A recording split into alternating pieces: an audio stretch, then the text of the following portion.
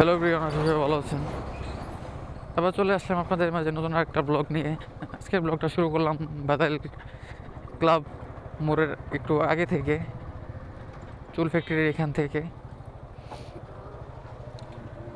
ইদানিং দেখতে পাচ্ছি যারা সুযোগে জিক্সার ইউজ করেন তাদের অধিকাংশই বাইকে এই মরিচা পড়তেছে। মরিচা একবার শুরু হইলে ওটা থামানো অসম্ভব, ওটা হইতেই থাকে। যেমন মানুষের ক্যান্সার হইলে ওটা যেমন ঠেকানো যায় না, ওই বাইকের ক্ষেত্রেও যদি মরিচা শুরু হয় ওইটা আর ঠেকানো যায় না একমাত্র চেঞ্জ করা ছাড়া। আমি বলবো যদি মরিচা পড়ে তাহলে এটা কীভাবে প্রোটেক্ট করতে পারবেন, একটু বেশি দিন চালাতে পারবেন ওইভাবেই, কীভাবে কীভাবে কী করবেন এগুলোই বলবো। মরিচা পড়া অবস্থায় যদি দেখেন মরিচা শুরু হয়েছে, যদি হঠাৎ করে যদি দেখেন বেশি হয়ে গেছে তো তখন ওই সব আলাদা। যদি দেখেন শুরু হয়েছে তখন কি করবেন, নিকটস্থ কোনো পেন্টিংয়ের দোকান যেখানে বাইক কালার করে, তারপর হচ্ছে ওই যে আবার হচ্ছে অটোরিকশা বানায় কালার করে,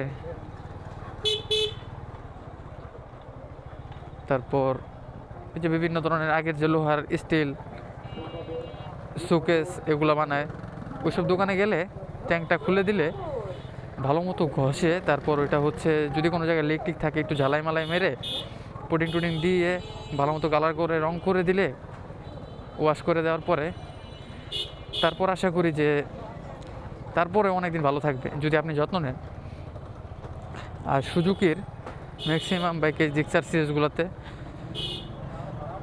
ট্যাঙ্কের উপরে হালকা হালকা লিক থাকে, যেন পানি পড়লে ওগুলো ওদিক দিয়ে ঢুকে নিচ দিয়ে বের হয়ে যায়।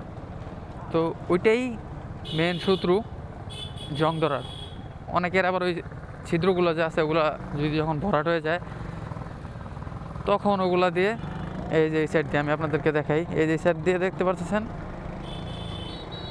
এগুলো যখন ভরাট হয়ে যায় ভিতরে যে পাইপগুলো আছে যেগুলো দিয়ে নিয়ে একদম ইঞ্জিনের নিচ দিয়ে পানিটা বের হয়ে যায়, তো ওগুলো যখন ভরাট থাকে তো তখন পানিটা ভিতরে জমা থাকে, তখন এটা অয়েল ট্যাঙ্কে প্রবেশ করে এবং ট্যাঙ্কের ভিতরেও জং ধরায়। অয়েল ট্যাঙ্কের উপরে যে মুখাটা আছে যেখানে তেল যেখান দিয়ে যায় ওইটার ভিতরেও জং ফালায়। তো উপরেও খায়, ভিতরেও খায়, বাইরেও খায়। এই তেলের ট্যাঙ্কের জন্য আপনি যদি ওরকম থাকে তাহলে আপনি যদি বাইরে কখনো কোথাও বাইক রাখেন, ওই জায়গায় যদি কেউ পানি ফালায় অথবা বৃষ্টি হয় তাহলে আপনার তেলের সাথেও পানি মিশে যাওয়ার একটা সম্ভাবনা থাকে অনেক সময়। সব বাইকের ক্ষেত্রে না, এটা অনেক অনেক বাইকের ক্ষেত্রে হয় আমি বললাম। তো তখন আপনার তেলটাও নষ্ট হয়ে যেতে পারে। বাইকের অকটেন তো ওটা ধীরে ধীরে খেয়ে ফেলবে জং।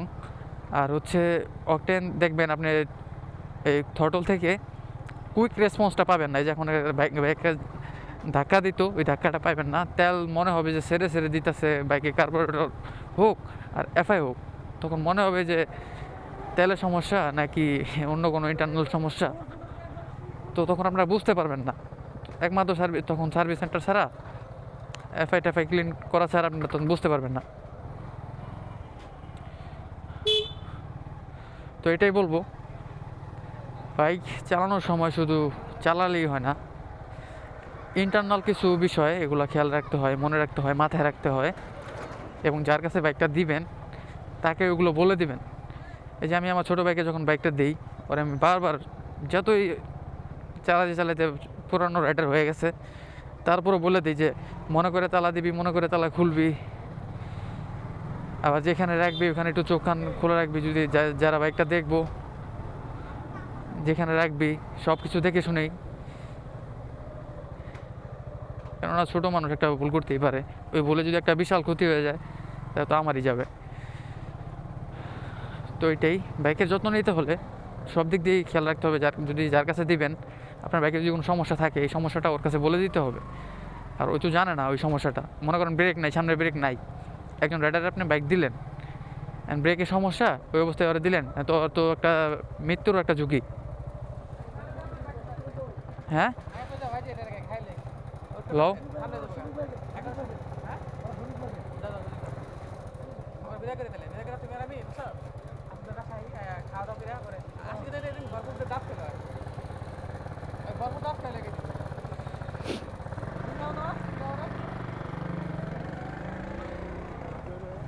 কি জানে কি ওই জানে।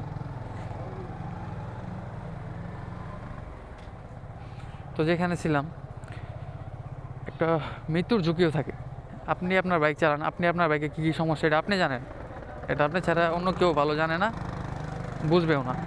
তো যদি আননোন কোনো পার্সন অথবা ফ্রেন্ড সার্কেল, ভাই ব্রাদার, বন্ধু বান্ধব যাদের কি বাইকটা দিবেন সমস্যার কথা বলে দিবেন, কারণ ওই অবস্থায় যদি বাইকটা থাকে ওর কাছে, আপনার বাইকেরও একটা রিস্ক, ওরও একটা রিস্ক। আর বাইক অ্যাক্সিডেন্টে সব বড় বড় ক্ষতি হয়, বাইকারেরও ক্ষতি হয়, বাইকারেরও ক্ষতি হয়। মেন কথা হচ্ছে একটা জীবন চলে যাওয়ার মতো একটা দুর্ঘটনাগুলো হলেও হতে পারে। তো সব কিছু খেয়াল রেখে আমাদের চলতে হবে। সবাইকে ওইরকমভাবে বাইক দেওয়া যাবে না, যারা ট্রাস্টেড ওদেরকে ওইভাবেই দিতে হবে। তো ব্যাটারিতেও চার্জ নাই, মেবি 10 থেকে 8% এরকম চার্জ আছে। তো আজকের ভিডিওটা আর বেশি বড় করব না, আমি আমার ট্যাঙ্কটা কীভাবে প্রোটেক্ট করি এটাই আপনাদেরকে জানালাম, সবসময় দেখে শুনে রাখি। তো আবার দেখা হবে নতুন কোনো ভিডিওতে, নতুন কোনো ব্লগে। সবাই ভালো থাকবেন, আল্লাহ হাফেজ।